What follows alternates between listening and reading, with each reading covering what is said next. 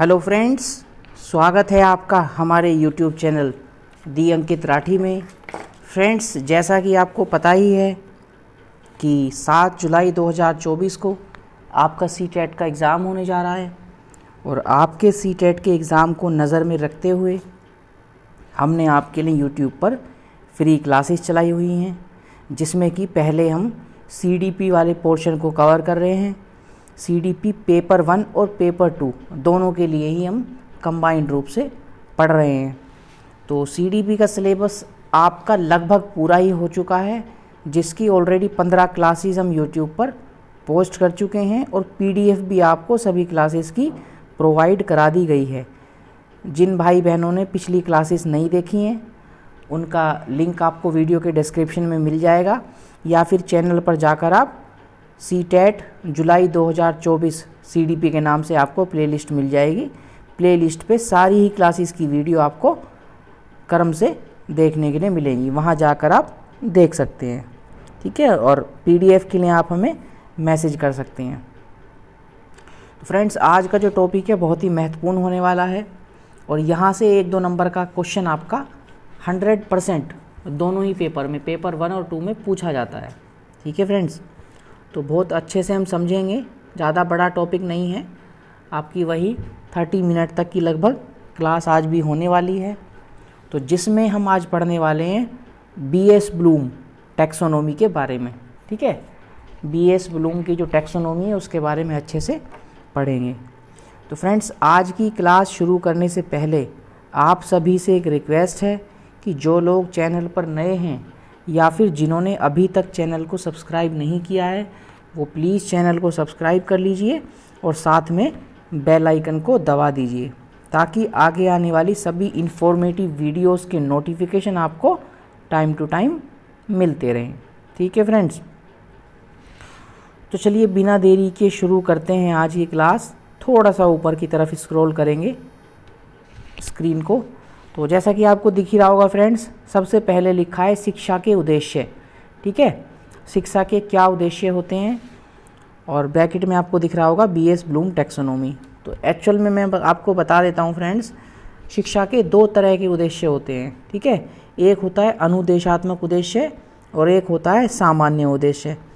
तो जो अनुदेशात्मक उद्देश्य शिक्षा का होता है, उसी के अंदर उसी को देखते हुए आगे चलकर बीएस ब्लूम ने, ठीक है, 3 प्रकार के उद्देश्य बताए हैं शिक्षा के अनुदेशात्मक उद्देश्य के अंदर, ठीक फ्रेंड। तो चलिए थोड़ा सा ऊपर की तरफ करेंगे स्क्रीन को स्क्रॉल। तो पहले देख लेते हैं कि शिक्षा के उद्देश्य के बारे में क्या लिखा हुआ है। शिक्षा के उद्देश्य की प्राप्ति का अर्थ है बालक के व्यवहार में वांछनीय परिवर्तन लाना।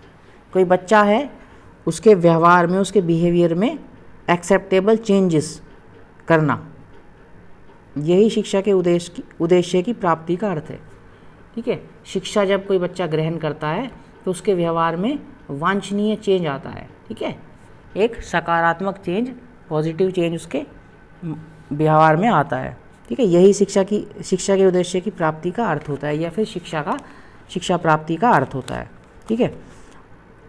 शिक्षा के जो उद्देश्य होते हैं फ्रेंड्स, 2 प्रकार के होते हैं, जैसा कि आपको दिख ही रहा होगा स्क्रीन पे, ठीक है। नंबर 1 अनुदेशात्मक उद्देश्य, ठीक है, और नंबर 2 सामान्य उद्देश्य। अब एक एक करके हम दोनों के बारे में समझते हैं, ठीक है फ्रेंड्स। थोड़ा सा ऊपर करेंगे स्क्रीन को। तो जैसा कि आपको दिख ही रहा होगा स्क्रीन पे, अनुदेशात्मक उद्देश्य। फ्रेंड्स, अनुदेशात्मक उद्देश्य का दूसरा नाम कक्षागत उद्देश्य भी होता है या फिर विशिष्ट उद्देश्य भी होता है, ठीक है। इसके बारे में लिखा हुआ है, इसकी प्रकृति मनोवैज्ञानिक होती है, हर बच्चे को उसके हिसाब से प्राप्त होती है। अब एग्जाम्पल के रूप में समझ लेते हैं कि आपका सीटेट का एग्ज़ाम है, ठीक है। तो सीटेट के एग्ज़ाम के लिए आपने आज सीडीपी का ये चैप्टर पढ़ा है बीएस ब्लूम का। तो जितना आपने पढ़ा है तो वो टीचर के ऊपर डिपेंड करता है कि टीचर ने आपको क्या पढ़ाया है, और ये आपके ऊपर डिपेंड करता है कि आपने उसमें से कितना सीखा है, ठीक है। तो हर चैप्टर में से आप जितना सीखते हैं, हर चैप्टर में से जितना आप सीखते हैं वो आपके ऊपर डिपेंड करता है, ठीक है। उसमें टीचर कुछ नहीं कर सकता। तो आपके द्वारा सीखना इस तरह से, आपके द्वारा इस तरह से सीखना अनुदेशात्मक उद्देश्य कहलाता है, जो कि बहुत थोड़े समय में, यानी कि एक चैप्टर पढ़ा और वही आपने उसी के बारे में समझा और सीख लिया, ठीक है, इसे अनुदेशात्मक उद्देश्य कहते हैं। इसके विपरीत सेकंड उद्देश्य है आपका सामान्य उद्देश्य। वो इतनी जल्दी नहीं सीख सकते हम उसके लिए एक लंबा टाइम पीरियड चाहिए होता है। मान लीजिए कि आपकी प्राथमिक कक्षा से लेके विश्वविद्यालय तक की जितनी भी आपकी शिक्षा होगी, उसके अंदर आपने जो भी कुछ शिक्षा ग्रहण की होगी, सीखा होगा, वो आपका सामान्य उद्देश्य के अंदर आता है, ठीक है फ्रेंड्स। तो क्या डिफरेंस होगा दोनों में? अनुदेशात्मक उद्देश्य साथ के साथ थोड़े समय में हम एक बार में जितना सीखते हैं उसे अनुदेशात्मक उद्देश्य बोलते हैं, और सामान्य उद्देश्य एक लंबे टाइम पीरियड में सीखते हैं हम, ठीक है, प्राथमिक से लेके विश्वविद्यालय तक की स्टडी के बीच में जो सीखते हैं उसे सामान्य उद्देश्य के अंतर्गत रखा जाता है, ठीक है। थोड़ा सा स्क्रीन को ऊपर की ओर स्क्रॉल करेंगे, देखिए जैसे कि आपका लिखा हुआ है सेकंड नंबर पे सामान्य उद्देश्य, ठीक है फ्रेंड्स। यह उद्देश्य प्रतिदिन प्राप्त नहीं होते, जबकि अनुदेशात्मक उद्देश्य प्रतिदिन हमने जो भी पढ़ा है उसके बारे में जो हमने सीखा, थोड़े समय में जो सीखा, लेकिन यह प्रतिदिन प्राप्त नहीं होता सामान्य, बल्कि किसी विषय को पहली कक्षा से शुरू करके ठीक है कोई सब्जेक्ट है आपका, स्टार्टिंग से प्राथमिक से लेकर आपने विश्वविद्यालय तक पढ़ते रहने से प्राप्त होते हैं, लास्ट तक जहाँ तक आपकी स्टडी खत्म होती है यूनिवर्सिटी तक, वहाँ तक जो भी आपने सीखा एक लंबे समय में जो आपने प्राप्त किया है, इसे शिक्षा का सामान्य उद्देश्य बोलते हैं, ठीक है फ्रेंड्स। आई होप कि आपको क्लियर हो गया होगा फ्रेंड्स। सेशन यदि पसंद आ रहा है, क्लास आपको पसंद आ रही है, तो क्लास को लाइक कर दीजिए, और जो भी आपके यार दोस्त हैं, भाई बहन हैं, उनके आपके साथ जुड़े हुए हैं आपके व्हाट्सएप ग्रुप से या फिर फेसबुक इंस्टा ग्रुप से, जो भी ग्रुप्स हैं उनमें आप क्लास को शेयर भी कर दीजिए, ताकि इसका बेनिफिट उनको भी मिल सके, ठीक है फ्रेंड्स। अब बात कर लेते हैं कि अनुदेशात्मक उद्देश्य को BS ब्लूम ने 3 प्रकार का बताया है, यानी कि फर्स्ट वाला जो था, जो कि कम टाइम में रोज़ के रोज़ हम सीखते हैं, ठीक है। मान लीजिए एक चैप्टर हमने पढ़ा और उसी के बारे में हमने कुछ सीखा, तो उसको BS ब्लूम ने 3 प्रकार का बताया। BS ब्लूम ने 3 प्रकार के उद्देश्य बताए हैं। कौन कौन से 3 उद्देश्य होते हैं वो फ्रेंड्स? एक होता है आपका संज्ञानात्मक उद्देश्य। संज्ञान आप समझते हैं आपकी बुद्धि से संबंधित जो होता है, ठीक है, माइंड से संबंधित। एक होता है आपका भावना से संबंधित, भावनात्मक उद्देश्य। भावना आप समझते हैं आपकी जो फीलिंग्स होती हैं, ठीक है, आपके मन से रिलेटेड जो आपकी फीलिंग्स होती हैं, वो आपकी भावनात्मक उद्देश्य में आती हैं। और तीसरा होता है आपका मनोगामक उद्देश्य, ठीक है फ्रेंड्स, जो आप क्रियाविधि करते हैं, एक्टिविटीज़ करते हैं हाथ से, उंगली से, पैर से, ठीक है, वो उसके अंदर आता है। एक एक करके तीनों को पढ़ेंगे। थोड़ा सा स्क्रीन को ऊपर की तरफ स्क्रॉल करते हैं, आपको दिख रहा होगा फ्रेंड्स 3 प्रकार के उद्देश्य। पहला संज्ञानात्मक उद्देश्य, ठीक है, दूसरा भावनात्मक उद्देश्य, और तीसरा हो जाता है आपका मनोगामक उद्देश्य। इन तीनों को ही कम से कम दो या तीन नाम से जानते हैं, और अभी बताएंगे हम कौन कौन से और भी अन्य नाम हैं इनके। सबसे पहली बात कि BS ब्लूम ने 3 प्रकार के उद्देश्य तो बताए हैं, संज्ञानात्मक, भावनात्मक और मनोगामक, लेकिन तीनों के बारे में डिफाइन नहीं किया BS ब्लूम ने, उनका विस्तार से वर्णन BS ब्लूम ने नहीं किया। BS ब्लूम ने केवल एक का ही विस्तार से विवरण किया है, डिस्क्रिप्शन दिया है, वो है संज्ञानात्मक उद्देश्य, ठीक है। तो ध्यान रखेंगे आप, तीनों उद्देश्य आपके सामने क्वेश्चन पूछा जाता है कि बताइए BS ब्लूम ने कौन सा उद्देश्य दिया है, ठीक है। आप तीनों को क्लिक नहीं करना है, आपको केवल संज्ञानात्मक उद्देश्य को क्लिक करना है कि संज्ञानात्मक उद्देश्य BS ब्लूम द्वारा दिया गया है। बाकी अन्य 2 अलग अलग मनोवैज्ञानिकों के द्वारा दिए गए हैं, जिनके बारे में मैं आपको आगे बताऊंगा, ठीक है। क्रैथहोल ने दिया है एक, ठीक है, एक दूसरा अलग मनोवैज्ञानिक ने दिया है, तो अभी उनके बारे में पढ़ेंगे। पहले हम देखते हैं संज्ञानात्मक उद्देश्य के बारे में, ठीक है फ्रेंड्स। नंबर 1 पे आपका संज्ञानात्मक उद्देश्य, यानी कि कॉग्निटिव डोमेन। ये दिया गया किसके द्वारा फ्रेंड्स? ये BS ब्लूम के द्वारा दिया गया है, बाय BS ब्लूम, ठीक है। BS ब्लूम, चाहो तो आप ब्रैकेट में लिख भी सकते हो। थोड़ा सा स्क्रीन को ऊपर की तरफ कर लेंगे स्क्रॉल। हाँ, इसे व्यवहार का चिंतन पक्ष भी कहते हैं। इसे ब्लूम ने 6 भागों में बांटा था। ये जो संज्ञानात्मक उद्देश्य है फ्रेंड्स, ये BS ब्लूम के द्वारा दिया गया था, ठीक है, 1956 में, और इसे व्यवहार का चिंतन पक्ष भी कहते हैं। फ्रेंड्स, जैसे कि नाम से पता चल रहा है, संज्ञानात्मक उद्देश्य है, यानी ये आपके माइंड से, बुद्धि से आपके रिलेटेड है। तो ये क्या होता है, व्यवहार का चिंतन पक्ष भी कहते हैं। मान लीजिए बुद्धि से आप कोई काम करते हैं तो उसके लिए क्या करना पड़ता है, आपको चिंतन करना पड़ता है, सोचना पड़ता है, ठीक है। इसीलिए इसका जो नाम है, व्यवहार का चिंतन पक्ष भी कहा जाता है संज्ञानात्मक उद्देश्य को, कॉग्निटिव डोमेन को, ठीक है।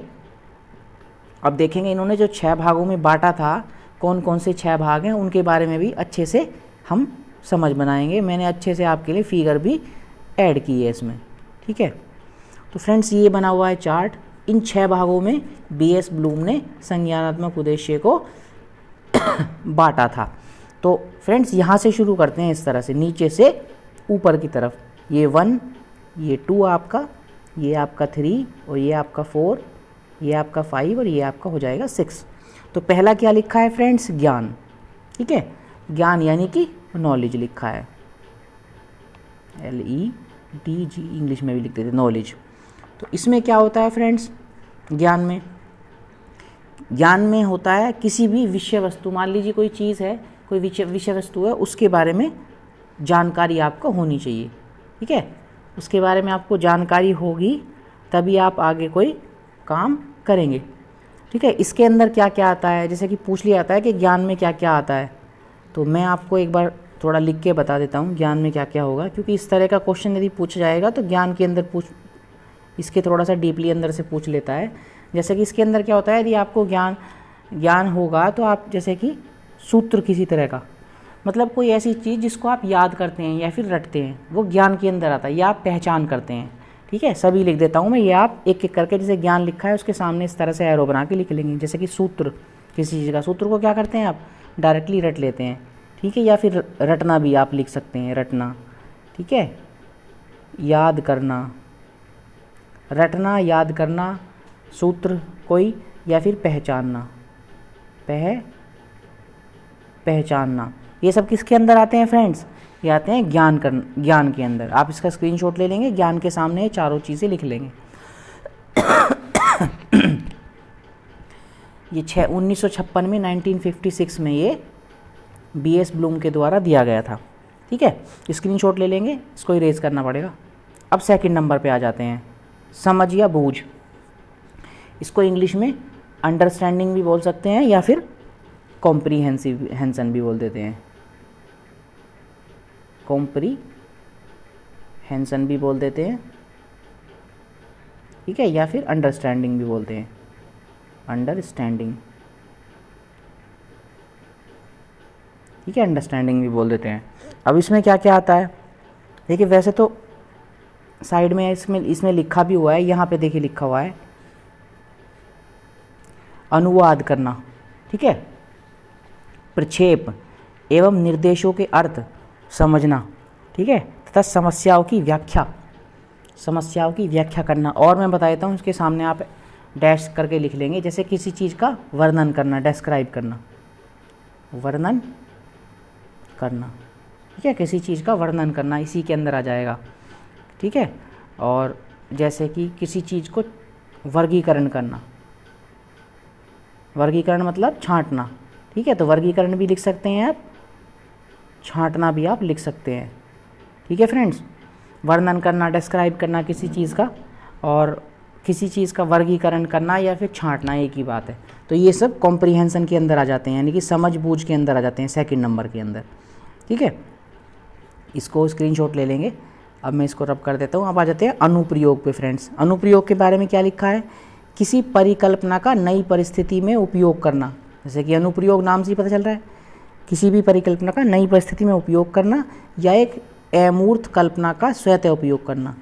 मान लीजिए एक अमूर्त कल्पना है कोई, इसको आप छू नहीं सकते, उसका स्वतः ही अपनी कल्पना में क्या करना, उपयोग करना, ठीक है। और क्या क्या आ जाता है इसके अंदर, जैसे कोई प्रैक्टिकल करना, ठीक है, कोई प्रैक्टिकल करना, ये इसके अंदर आ जाता है अनुप्रयोग के, प्रैक्टिकल करना। या फिर मान लीजिए किसी चीज़ को निकालना, कोई चीज़ निकालना, कोई चीज़ निकालना मतलब आपको मैथ्स का कोई सूत्र बता गया, कोई क्वेश्चन दिया गया, उसका सूत्र आपको बता दिया गया, आप उसको हल कर दोगे तो उसका आंसर आप निकाल दोगे। ठीक है, इस तरह से आप अनुप्रयोग के साइड में डैश लगाएंगे, लिख लेंगे प्रैक्टिकल करना, कोई चीज़ निकालना। ठीक है, ये सब। अब उसके बाद इसका स्क्रीनशॉट ले लेंगे फ्रेंड्स। उसके बाद आपका आ जाता है विश्लेषण। विश्लेषण आ जाता है विश्लेषण यानी कि इंग्लिश में बोलेंगे एनालिसिस। एनालिसिस इसमें क्या करते हैं फ्रेंड्स, एनालिसिस में जैसे किसी चीज़ के छोटे छोटे भागों में तोड़ना, छोटे छोटे भागों में तोड़ के समझना। तो साइड में आप लिख भी लेंगे छोटे छोटे भागों में तोड़ना, किसी चीज़ को छोटे छोटे भागों में तोड़ना, या फिर उसमें डिफरेंस करना, अंतर करना। अंतर करना लिख लेंगे आप, अंतर। ठीक है, अंतर करना। कोई समस्या है उसको छोटे छोटे भागों में तोड़ लिया, या फिर डिफरेंस किया, अंतर करने की कोशिश करते हैं, तो ये विश्लेषण के अंदर आएगा, यानी एनालिसिस के अंदर आएगा। बाकी देखिए इसमें क्या लिखा हुआ है साइड में, वस्तु या परिकल्पना को विभिन्न भागों में अलग करता है, अलग अलग करना। ठीक है, ताकि संगठनात्मक ढांचा समझा जा सके, तथ्यों एवं निष्कर्षों के बीच अंतर कर सकता है। ये लिखा हुआ है ना, अंतर कर सकता है। तो अंतर करना, छोटे छोटे भागों में तोड़ना, ये ध्यान रखेंगे। स्क्रीनशॉट ले लेंगे। नेक्स्ट देखते हैं फिर फ्रेंड्स। नेक्स्ट आ जाता है आपका संश्लेषण। ठीक है, संश्लेषण को इंग्लिश में बोलते हैं सिंथेसिस, SYNTHESIS, सिंथेसिस। ये बिल्कुल विश्लेषण का उल्टा है, विश्लेषण का बिल्कुल उल्टा हो जाएगा ये। विश्लेषण में क्या कर रहे थे हम, छोटे छोटे भागों में बांट रहे थे, लेकिन इसमें क्या करते हैं, इकट्ठा करना। इसमें इकट्ठा करते हैं, इकट्ठा करना, ये उल्टा हो जाता है इसका। ठीक है, इकट्ठा करना। संश्लेषण में क्या हो जाएगा, इकट्ठा करना। ठीक है, साइड में देख लेंगे क्या लिखा है, विविध तत्वों से एक ढांचा या पैटर्न बनता है, एक नए अर्थ या ढांचे पर जोर देकर हिस्सों को जोड़कर संपूर्ण होता है। ठीक है, जोड़कर संपूर्ण होता है, जोड़ना या इकट्ठा करना, एक ही बात है एक जगह पे। ठीक है, स्क्रीनशॉट ले लेंगे इसका भी। और लास्ट में आ जाता है फ्रेंड्स मूल्यांकन, यानी कि इवैल्यूएशन, इसे इंग्लिश में बोल देंगे इवैल्यूएशन। ठीक है, ये मैं एक एक करके क्यों बता रहा हूँ इनके बारे में, क्योंकि इनके बारे में पूछता है आपको। जो मैं टर्म लिख रहा हूँ वही टर्म दे देगा। ठीक है, आपका पेडागोजी का बना देगा क्वेश्चन, यही टर्म दे देगा, फिर आप सोचेंगे कि ये किसके अंदर आएगा। तो जो जो टर्म मैंने जिसके अंदर बताई हैं वह उसी के अंदर आप क्लिक करेंगे।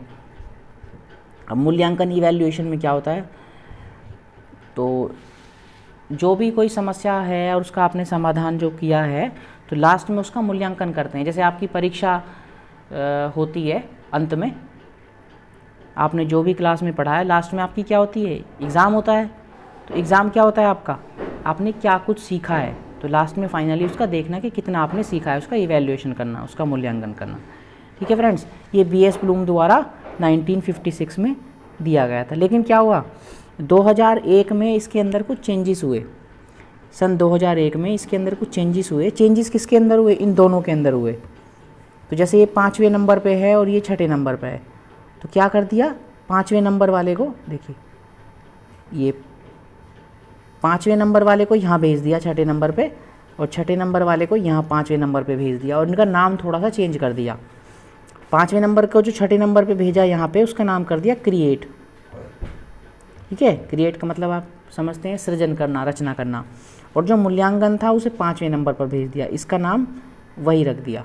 ठीक है, यहाँ पे इसका नाम इवैल्यूएशन था, यहाँ इवैल्यूएट कर दिया, इवैल्यूएट कर दिया, थोड़ा सा नाम में चेंज कर दिया। इवैल्यूएशन इवैल्यूएट एक ही बात है लगभग, लेकिन इसका नाम क्या कर दिया, संश्लेषण का क्रिएट कर दिया, यानी कि रचना करना या फिर सृजन करना। ठीक है, आप चिंता मत कीजिए, मैंने आपको समझाने के लिए प्रॉपर एक इमेज भी लगाई हुई है। नेक्स्ट स्लाइड पे इमेज लगी हुई है, किस तरह से चेंज किया, क्या उनके नाम फिर हो गए। चलिए देखते हैं, उसको भी देख लेते हैं। देखिए फ्रेंड्स, स्क्रीन पर आपको दिख रहा होगा, थोड़ा छोटा कर लेते हैं। हाँ, तो फ्रेंड्स जो पहली वाली इमेज दिख रही है, ये तो 1956 में दी थी BS ब्लूम ने। ठीक है, BS ब्लूम द्वारा दी गई थी। और जो सेकंड वाली इमेज है, ये 2001 में रिवाइज हुई थी। यही BS ब्लूम की इमेज ये रिवाइज हुई थी। देखिए लिखा हुआ है रिवाइज ब्लूम्स टैक्सोनॉमी, ये 2001 में ऐसा हो गया था। तो नीचे वाले तो सेम है, जैसे नॉलेज लिखा हुआ है, तो नॉलेज क्या होता है, सूत्र, पहचानना, याद करना। तो यहाँ क्या लिखा हुआ है, रिमेंबर लिखा हुआ है, मतलब वही है, नाम थोड़ा सा चेंज हो गया है। सेकंड नंबर पे लिखा है कॉम्प्रीहेंशन। तो कॉम्प्रीहेंशन का क्या मतलब बताया था मैंने, वर्गीकरण करना, छांटना, वर्णन करना, ठीक है। इसका नाम हो गया अंडरस्टैंड, यानी कि समझ। हिंदी में मैंने आपको सूझ या समझ ही बताया था, ठीक है, सूझ या समझ आपको बताया था मैंने, लेकिन मैं नॉलेज के लिए बताया था। थर्ड नंबर पे एप्लीकेशन है, तो अप्लाई इसका नाम कर दिया, ठीक है, थोड़ा सा सही से बताता हूँ, इसका अप्लाई कर दिया। कॉम्प्रीहेंशन का नाम कर दिया अंडरस्टैंड, और नॉलेज का रिमेंबर कर दिया। एनालिसिस का क्या कर दिया, एनालाइज, ठीक है, एनालाइज। अब आ जाते हैं इन दोनों में क्या चेंजेस की, इसको यहाँ पहुँचा दिया और इसको यहाँ। इवैल्यूएशन का नाम इवैल्यूएट कर दिया, और सिंथेसिस जो फिफ्थ नंबर पर था उसे सिक्स्थ नंबर पर पहुँचा दिया, और इसका नाम कर दिया क्रिएट, यानी कि रचना करना या फिर सृजन करना, ठीक है। ये चेंजेस इसमें हुए हैं, आप इसका स्क्रीनशॉट भी ले सकते हैं। बाकी इसके बारे में डिफ़ाइन मैंने आपको कर ही दिया, वही सब है डिफ़ाइन, इसमें भी वही चीज़ रहेगी सब जो इसमें मैंने आपको बताया था कि नॉलेज के अंदर क्या रहेगा, कॉम्प्रिहेंशन के अंदर क्या रहेगा, एप्लीकेशन के अंदर क्या रहेगा, एनालिसिस के अंदर क्या रहेगा, और सिंथेसिस के अंदर क्या रहने वाला है, लास्ट में इवैल्यूएशन के अंदर क्या रहना है, वही सब इसी के अंदर भी रहने वाला है फ्रेंड्स। बस केवल इनके नाम चेंज हुए हैं, थोड़ा सा ये रिवाइज हो गया है, ठीक है। आई होप कि आपको यहाँ तक क्लियर हो गया होगा। चलिए फ्रेंड्स, ये तो था पहला वाला उद्देश्य बीएस ब्लूम का, संज्ञानात्मक उद्देश्य। अब नेक्स्ट देख लेते हैं फ्रेंड्स। नेक्स्ट आ जाता है इसका भावनात्मक उद्देश्य, यानी कि इंग्लिश में बोलेंगे अफेक्टिव डोमेन, ठीक है। अफेक्टिव डोमेन ये क्या होता है, इस व्यवहार में बच्चे के चरित्र का निर्माण होता है। अच्छा, जैसे छात्रों में नैतिकता, अनुशासन, ईमानदारी, सहनशीलता, सहायता, लेना देना, ठीक है, ऐसे व्यवहार को बच्चे के व्यक्तित्व का अनुभव करना पक्ष भी कहते हैं। भावना फ्रेंड्स किससे रिलेटेड होती है, हार्ट से, यानी कि दिल से रिलेटेड होती है, अंदर से, ठीक है, मन से रिलेटेड होती है। तो जब इसमें लिखा है कि व्यवहार में बच्चे के चरित्र का निर्माण होता है, तो चरित्र का निर्माण कैसे होता है, बच्चे को हम क्या सिखाते हैं, नैतिकता सिखाते हैं कि बेटा ये अच्छी आदत है और ये बुरी आदत है, हमें ऐसे करना चाहिए और हमें वैसे नहीं करना चाहिए। बच्चे को क्या सिखाते हैं, बच्चा जब छोटा होता है उसे अनुशासन सिखाते हैं, ठीक है, शोर नहीं करना है, सबकी बात माननी है, ठीक है, कैसे किसी को विश करना है, ये सब चीज़ें हम सिखाते हैं। बच्चे के अंदर ईमानदारी का गुण होना चाहिए, ईमानदारी बच्चे को सिखाते हैं, ईमानदारी क्या है, झूठ नहीं बोलना चाहिए, ठीक है, सदा सत्य बोलना चाहिए। बच्चे को सहनशील होना हम समझाते हैं, ठीक है, सहनशीलता के बारे में हम बताते हैं कि ज़्यादा एग्रेसिव नहीं होना चाहिए, इस तरह का व्यवहार नहीं करना चाहिए, इस तरह का करना चाहिए। सहायता करनी चाहिए, ठीक है, लेना देना भी करना चाहिए, किसी को हेल्प करनी है तो उसको हेल्प करनी चाहिए, और अपने को हेल्प की ज़रूरत है तो किसी की हेल्प भी ले सकते हैं। तो ये सब चीज़ें क्या करती हैं फ्रेंड्स, ये सब चीज़ें बच्चे के चरित्र का निर्माण करती हैं, जो कि भावनात्मक उद्देश्य होता है किसका, शिक्षा का। शिक्षा के लिए उद्देश्य पढ़ रहे हैं हम ये। ऐसे व्यवहार को बच्चे के व्यक्तित्व का अनुभव करना पक्ष भी कहते हैं। इसे व्यक्तित्व का अनुभव करना पक्ष क्यों कहते हैं फ्रेंड्स, जब ये सब चीज़ें बच्चा सीख जाता है, ठीक है, नैतिकता बच्चे में आ जाती है, ईमानदारी, अनुशासन करना, ठीक है, सहनशील रहना, सहायता करना, लेना देना, ये सब चीज़ें जब बच्चे के अंदर आ जाती हैं तो बच्चे का क्या निर्माण होता है, बच्चे की पर्सनैलिटी का निर्माण होता है, बच्चे के व्यक्तित्व का निर्माण होता है, ठीक है। और जब व्यक्तित्व का निर्माण हो जाता है तो माँ बाप द्वारा या फिर टीचर्स द्वारा क्या किया जाता है, अनुभव किया जाता है, बच्चे के व्यक्तित्व के अनुभव किया जाता है, बच्चे के जो है भावनात्मक पक्ष का, ठीक है, बच्चे के व्यक्तित्व का अनुभव किया जाता है, इसलिए इसका नाम है व्यक्तित्व का अनुभव करना पक्ष। जो गुण बच्चे के अंदर आ गए हैं वो उसका क्या बन जाते हैं, लास्ट में आके चरित्र बन जाते हैं, ठीक है, चरित्र बन जाते हैं, इसीलिए लिखा हुआ है इसका नाम व्यक्तित्व का अनुभव करना। उसका कैसा चरित्र है तो ये उसका अनुभव करना हो जाता है, उसके अनुभव से पता चलता है कि बच्चे का चरित्र कैसा है, इसलिए इसका नाम दिया गया है व्यक्तित्व का अनुभव करना पक्ष, ठीक है। आई होप कि आपको समझ में आ गया होगा फ्रेंड्स। जैसे पहला उद्देश्य था संज्ञानात्मक उद्देश्य, वो किसके द्वारा दिया गया था, वो बीएस ब्लूम के द्वारा दिया गया था, लेकिन जो सेकंड उद्देश्य है भावनात्मक उद्देश्य, ये बीएस ब्लूम के द्वारा नहीं दिया गया इसका डिस्क्रिप्शन, ठीक है। इसका वर्णन किसने किया था, क्रैथहोल ने किया था। लिख देता हूँ आपके सामने, लिखा जाएगा KRATH, क्रैथ, HWOHL, और अपोस्ट्रोफी एस, क्रैथहोल ने किया था। इसको बोलते हैं क्रैथहोल टैक्सोनॉमी, ठीक है, टैक्सोनॉमी इसको बोलते हैं। इन्होंने क्या किया था फ्रेंड्स, इन्होंने 6 भागों में बांटा था इसको, 6 भागों में इसको बांटा था भावनात्मक उद्देश्य को, ठीक है। अब ये कौन कौन से 6 भाग हैं उनको भी एक बार हम देख लेते हैं। चलिए थोड़ा स्लाइड को मूव करेंगे आगे की तरफ,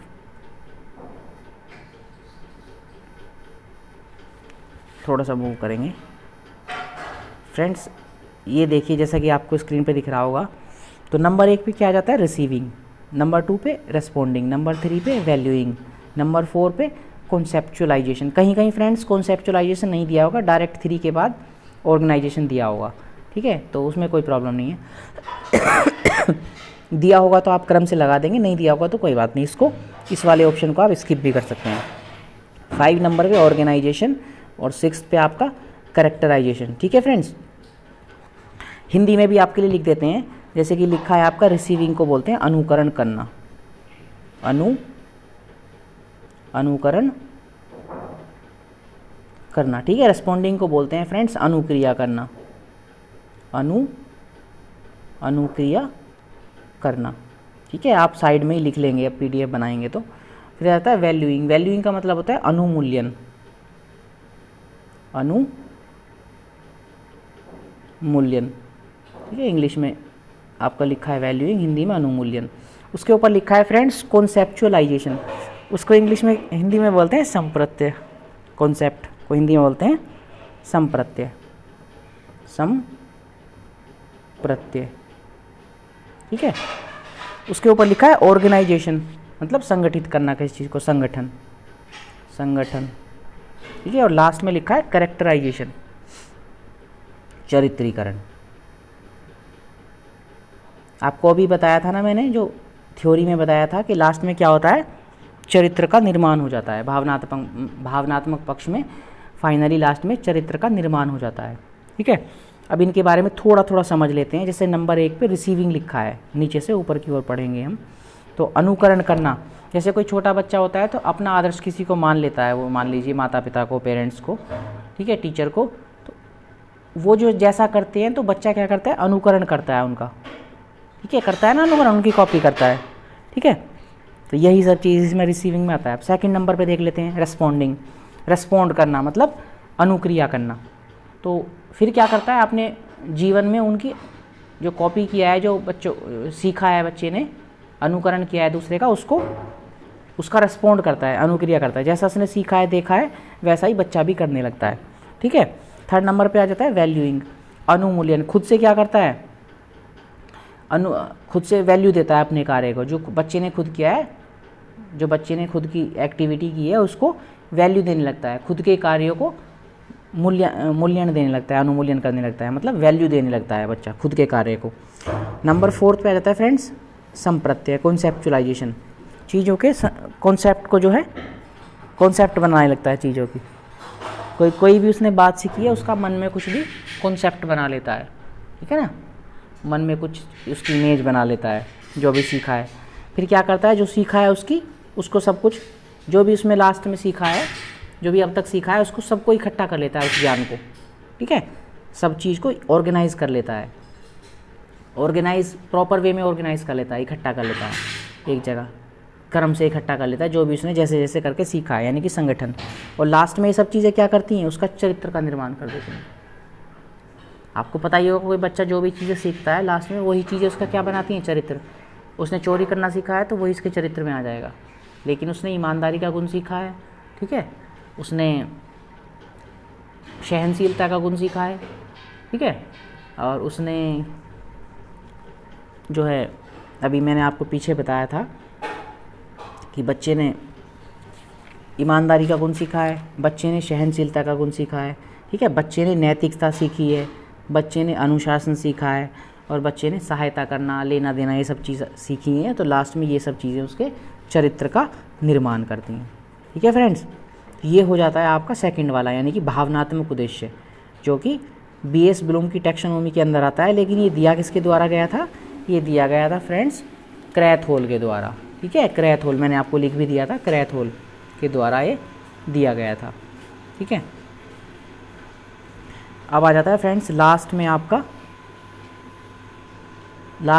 आ जाता है क्रियात्मक उद्देश्य। थर्ड नंबर पे फ्रेंड्स ये लिखा क्रियात्मक उद्देश्य। क्रियात्मक उद्देश्य को मनोगामक उद्देश्य भी बोलते हैं और इसी को मनोशारीरिक उद्देश्य भी बोलते हैं, इंग्लिश में साइकोमोटर डोमेन। मैं थोड़ा सा इसके बारे में आपको बता देता हूँ।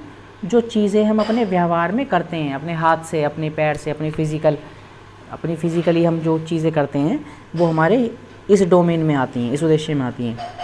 देख ले, पढ़ेंगे इसके बारे में थोड़ा सा। इसे व्यवहार का करना पक्ष भी कहते हैं। जो हमारा व्यवहार है उसको फिज़िकली करना, ठीक है, वो सब इसमें आएगा। क्रियात्मक कौशल दो प्रकार के होते हैं। जो क्रियात्मक कौशल होता है ये दो टाइप्स के होते हैं। कौन कौन से दो टाइप्स, उनको देखेंगे एक एक करके और अच्छे से समझेंगे, ठीक है फ्रेंड्स। तो पहला आ जाता है फ्रेंड्स इसमें सूक्ष्म गामक कौशल, यानी कि फाइन मोटर स्किल। 100% एक क्वेश्चन आएगा, 100% इसी लाइन से 100% एक क्वेश्चन आएगा। आप लिख लीजिए, दो भी आ सकते हैं। अब ये क्या होता है, वह क्रियाएं जिन्हें उंगलियों से किया जाता है, जैसे लिखना, रोटी तोड़ना, बटन लगाना, सुई में धागा डालना, एक्सेट्रा। फ्रेंड्स जो कार्य हाथ की उंगली द्वारा हम करते हैं उसको सूक्ष्म गामक कौशल यानी कि फाइन मोटर स्किल के अंदर रखा जाता है। और ये किस में आता है, क्रियात्मक, यानी थर्ड नंबर वाला, क्रियात्मक या मनोगामक या फिर मनोशारीरिक पक्ष में। जैसे सुई में धागा डालते हैं तो उंगली का यूज़ करते हैं, बटन लगाते हैं तो उंगली का यूज़ करते हैं, ठीक है। रोटी तोड़ना, लिखना और भी बहुत सारे काम हैं, चाहे कुछ भी है वो, तो वो सब सूक्ष्म गामक कौशल के अंदर आते हैं, ठीक है। फ़ोटो मैंने लगाया नहीं है इसका, लेकिन आई होप कि आप समझ गए होंगे इसको। चलिए नेक्स्ट भी देख लेते हैं, थोड़ा सा ऊपर कर लेंगे। सेकंड आ जाता है आपका, इस सकल लिखा है फ्रेंड्स, सकत लिखा गया है ना, तय को ले कर लेंगे, तय को, ये तय नहीं है, ले है, ठीक है। तो सकल गामक कौशल यानी कि ग्रोस मोटर स्किल इसे बोलते हैं इंग्लिश में, ठीक है। इसमें क्या होता है, जिन कामों में उंगलियों के अतिरिक्त शरीर के अन्य अंगों से करते हैं। मान लीजिए कि उंगलियों से अलग, उंगलियों के अलावा शरीर के और भी अंगों का यूज़ करते हैं। जैसे मान लीजिए तैरने में हम क्या करते हैं, हाथ भी चलाते हैं, पैर भी चलाते हैं, ठीक है। तैरना हो जाएगा आपका। दौड़ने में हाथ के साथ साथ आपके पैर भी काम करते हैं, ठीक है। उछलना, कूदना, ठीक है, ये सब चीज़ें। तो शायद मैंने एग्जाम्पल आपके लिए लिखा है, वो नेक्स्ट पेज पे चला गया। हाँ, जैसे ये लिखा है, देखिए फ्रेंड्स, ये लिखा है आपका एग्जाम्पल, जैसे चलना, दौड़ना, उछलना, ठीक है, तैरना, ये सब चीज़ें सकल गामक कौशल के अंदर आती हैं। तो इसका इस तरह का एग्जाम्पल देके आपको क्वेश्चन बना देता है, एग्जामिनर पूछ लेता है, ठीक है। तो जो थर्ड पक्ष था ये क्रियात्मक पक्ष, इसको भी फ्रेंड्स 6 भागों में बांटा गया है। और सबसे बड़ी बात है कि पहले नंबर वाला यानी संज्ञानात्मक उद्देश्य वो BS ब्लूम ने दिया था। दूसरे नंबर का भावात्मक उद्देश्य वो किसने दिया था, क्रैथ होल ने दिया था। और जो तीसरे नंबर वाला है फ्रेंड्स, यानी कि जिसको हम पढ़ रहे हैं क्रियात्मक उद्देश्य, वो किसने दिया था, सिम्पसन हैरो ने। सिम्पसन और हैरो थे, उन्होंने दिया था, लिखा हुआ है सिम्पसन हैरो टैक्सोनॉमी, ठीक है। सिम्पसन और हैरो ने दिया था ये, तो इसको बोलते हैं सिम्पसन हैरो टैक्सोनॉमी। अब इसमें क्या क्या लिखा है वो भी देख लेते हैं। नंबर फर्स्ट पे लिखा है फ्रेंड्स इमल्शन, यानी कि उद्दीपक। उद्दीपक आप समझते ही हैं, मैंने आपको पढ़ाया था। जो उद्दीपक क्या होता है, जैसे बिल्ली वाली कहानी मैंने आपको बताई थी, उसी तरह से बिल्कुल, ठीक है। उद्दीपक को देख के हम कोई रेस्पॉन्ड करते हैं। सेकंड नंबर पर आता है मैनिपुलेशन, यानी कि कार्य करना। उद्दीपक को देख के हम कोई कार्य करते हैं, ठीक है, रेस्पॉन्ड करते हैं। थर्ड नंबर पर आता है आपका कंट्रोल, यानी कि नियंत्रण करना, अपने कार्य पर नियंत्रण करना। उसके बाद आता है समन्वय, यानी कि कोऑर्डिनेशन। कोई कार्य कर रहे हैं उसमें कोऑर्डिनेट करना, ठीक है, उसमें समन्वय बैठाना, तालमेल बैठाना, हिंदी में समझ लेंगे आप। और उसके बाद आता है नंबर 5 पे नेचुरलाइजेशन, यानी स्वाभाविकरण। जो नेचुरल, नॉर्मली कोई बात होती है, स्वाभाविक रूप से कोई चीज़ होती है, वो करना, ठीक है। स्वाभाविक की जो एक्टिविटी होती है, अलग से कुछ नया नहीं करना, स्वाभाविक की जो होती है, ठीक है, वो करना। और लास्ट में आती है हैबिट फॉर्मेशन, यानी कि आदत। इन सब चीज़ों से क्या बनता है आपका आपकी आदत डिसाइड होती है, आपकी आदत बताती है। ये सब चीज़ें जब आप कर्म से करते हैं, यहीं से स्टार्ट करेंगे, 1 2 3 4 5 और 6, ये सब चीज़ें मिलके लास्ट में क्या बन जाती हैं, आपकी आदत का निर्माण करती हैं, हैबिट फॉर्मेशन करती हैं। ठीक है, क्या उद्दीपक आपको आपके सामने रखा गया है, फिर आपने कैसा रेस्पॉन्ड किया है, क्या कार्य किया, कितना आपका उसके ऊपर कंट्रोल है और कैसे आपने उसको कोऑर्डिनेट किया, समन्वय तालमेल बनाया, उसके साथ समन्वय किया। और स्वाभाविकरण मतलब नॉर्मली नेचुरली क्या उसके साथ घटना हुई, ठीक है, क्या उसके साथ हुआ। और लास्ट में सब चीज़ें आपकी आदत बनाती हैं, हैबिट फॉर्मेशन का काम करती हैं। ठीक है फ्रेंड्स, तो फ्रेंड्स ये था आज का सेशन। थ्योरी पोर्शन यहाँ आपका ख़त्म हो जाता है और इसको आप अच्छे से 1 2 बार पढ़ लेंगे तो आपको ये अच्छे से रट जाएगा। और इससे रिलेटेड क्वेश्चन आप प्रैक्टिस सेट जब कराएंगे हम उसमें आपके देखने के लिए मिल जाएंगे। अभी हमने आपके लिए 2 या 3 क्वेश्चन ऐड किए हैं, उनको जल्दी से फटाफट हम देख लेंगे।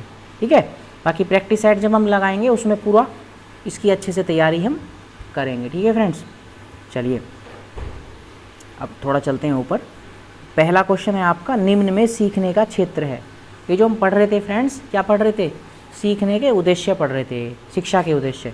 ठीक है, तो कौन कौन से पढ़े थे हम इसमें, हमने अनुदेशात्मक उद्देश्य पढ़ा था और सामान्य उद्देश्य पढ़ा था। और अनुदेशात्मक उद्देश्य में हमने 3 चीज़ पढ़ी थी, संज्ञानात्मक उद्देश्य, भावनात्मक उद्देश्य, मनोगामक उद्देश्य। ठीक है फ्रेंड्स,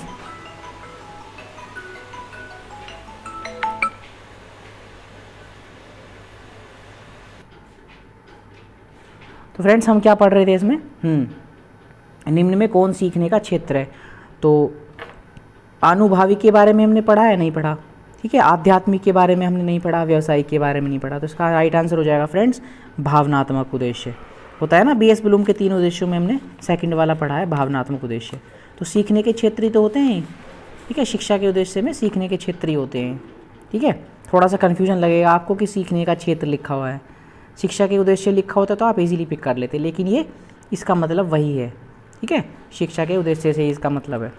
अब सेकंड क्वेश्चन भी देख लेते हैं फटाफट।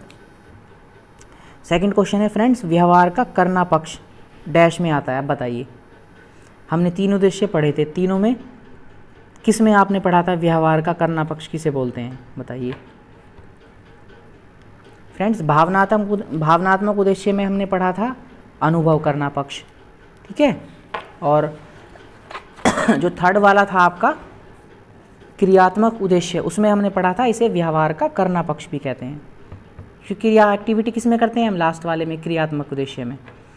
तो क्रियात्मक उद्देश्य मतलब एक्टिविटी कुछ करते हैं हाथ से पैर से, तो सीखने का गति क्षेत्र, गति करते हैं हम अपने हाथ या पैरों के द्वारा, तो सीखने का गति क्षेत्र इसका राइट आंसर हो जाएगा। सीखने का मनोवैज्ञानिक क्षेत्र ये नहीं होगा। ठीक है, तो ये थे फ्रेंड्स 2 क्वेश्चन, बाकी क्वेश्चन हम प्रैक्टिस सेट में आपको करा देंगे जो भी है। ठीक है, चलिए फिर मिलते हैं कल एक नए सेशन में, नई क्लास के साथ। तब तक आप लोग अपना ध्यान रखिए। ठीक है, मस्त रहिए, स्वस्थ रहिए और अपनी जो पढ़ाई है प्रॉपर रूप से करते रहिए। आपका कोई सजेशन या सुझाव है तो आप हमें कमेंट सेक्शन में कमेंट कर सकते हैं, इंस्टाग्राम पे फॉलो करके हमें डायरेक्ट मैसेज कर सकते हैं। ठीक है, फेसबुक पे हमें फॉलो कर सकते हैं, टेलीग्राम ज्वाइन कर सकते हैं। आपको टेलीग्राम पे सभी क्लासेस के वीडियो लिंक और PDF एक साथ मिल जाएंगे। ठीक है, तो चलिए bye bye, take care, thank you.